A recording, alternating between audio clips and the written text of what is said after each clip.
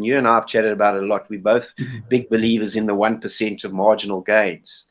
You know, at the top level, it's most probably all about marginal gains. But if you, as a weekend warrior or as a person who, you know, plays twice a week and as a mid-handicap, you know, by concentrating on certain areas of your game and improving on them 1%, and I'm particularly thinking about the short game, there's every likelihood you can have a dramatic impact on your handicap and reducing your score on a regular basis than, you know, if you go beating 200 drivers and 3 woods and long irons. Sure, absolutely.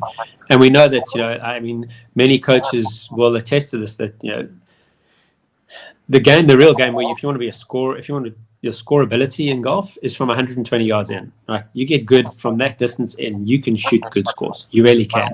Now, we go even closer to that. Like we call it the backward chaining method. And any coach who's done their PGA would have gone through this process, where the first thing that I had a new golfer the other day, a lady who came for a lesson, and she said, right, I want to learn how to play golf. And I said, perfect.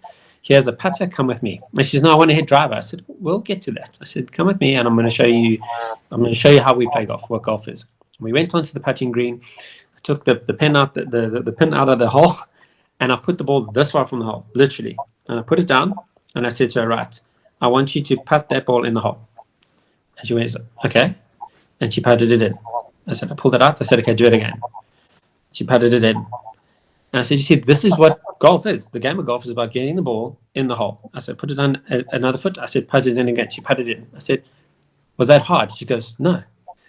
And she said, all my friends have been saying golf is so hard. You'll never be able to learn it. It's the most difficult game. And I said, well, that's not hard, is it? And she was like, no. So then we moved back to 2 feet and we doubled the distance and we kept going. And it was amazing. Her all the anxiety and angst that she had when she arrived, you could feel it in her, was dissipated within 5 minutes of her standing there just rolling a ball into the hole from a short distance. And you know, that sort of attitude that was able to change instantaneously by making the game as simple as possible.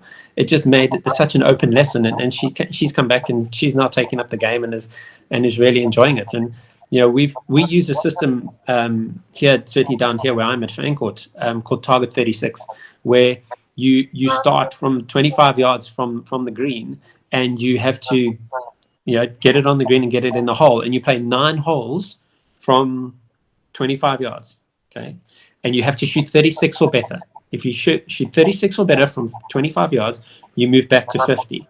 And it's almost like you just slowly but surely work your way back until you get to 150 yards from the hole. And if you can shoot 36 from 150 yards, I mean, that's a pretty, you built the skill set, exactly. So, you know, and it's such a non-threatening way in which to learn to play the game, because so many people, the first time they stand on a golf course is they're standing on a par 4 that's, you know, 350 yards or maybe more, you know, and now they've got to hit a driver over water. I mean, what are the chances? Yeah. So trying to keep it as simple as possible and in a non-threatening way, it builds a positive attitude towards the game and towards their ability to learn and get better.